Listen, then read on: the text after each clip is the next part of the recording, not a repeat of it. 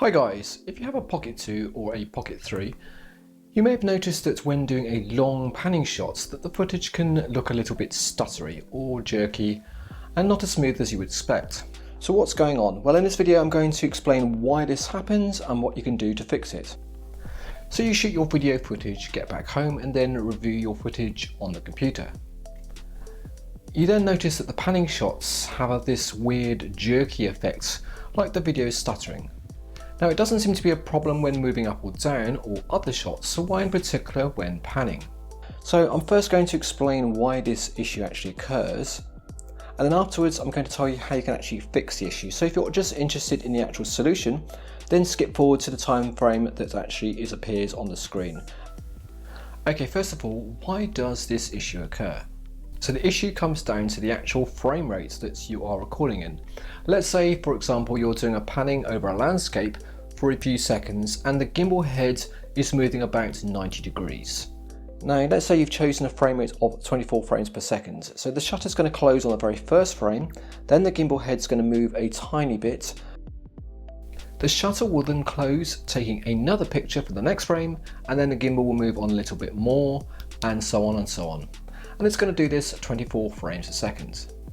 Now, depending on how fast your panning is, and depending how the camera is, and depending on the distance that the camera is away from the background, the distance that is moved between the first frame and then second frame can be quite large.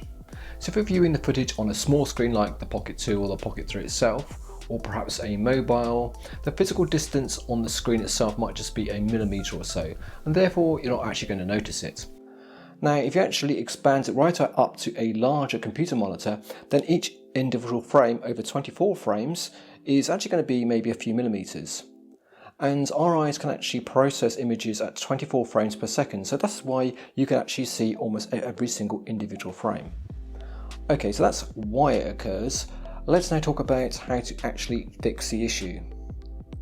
So what you need to do to fix the issue is, for our panning shot, is to double the frame rate. So double whatever you want to record in. So let's say, for example, your video footage is in 24 frames per second, then you want to record the panning shots in at least 48 frames per second, maybe even 50 or 60. Now by doing that, then this shutter will take an image twice as often, and the distance that the gimbal moves will be half the amount in the same time frame, and the background will then also move half the distance in the same period. Now in the time frame in our video, we can let the clip run at the higher recorded frame rate, and this should remove the stutter effect, because the frame rate is running at a higher frame rate than our human eye can distinguish, and therefore it looks smooth. Of course, you could actually choose to film everything at the higher frame rate, but this issue really only occurs when you're doing a large movement like a panning action.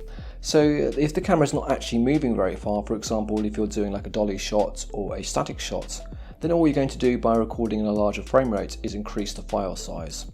So I suggest that you only actually record the panning shot in a higher frame rate, and then you can jump back to the slower frame rate for doing the other shots. Okay, so that's the reason for why the stutter effect occurs and how we can go about reducing it. Now the issue will be a problem for any camera recording in 24 frames, not just local to the Pocket 2 or the Pocket 3.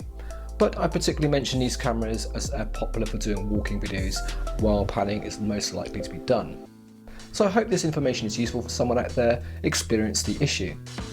If you have any questions on this, or indeed any aspects of the Pocket 2 or the Pocket 3, let me know in the comments and I'll do a follow-up if necessary. And don't forget, of course, to hit that subscribe button, because I'm sure you're sick of hearing it by now, but it really does make a difference. Best wishes and see you soon.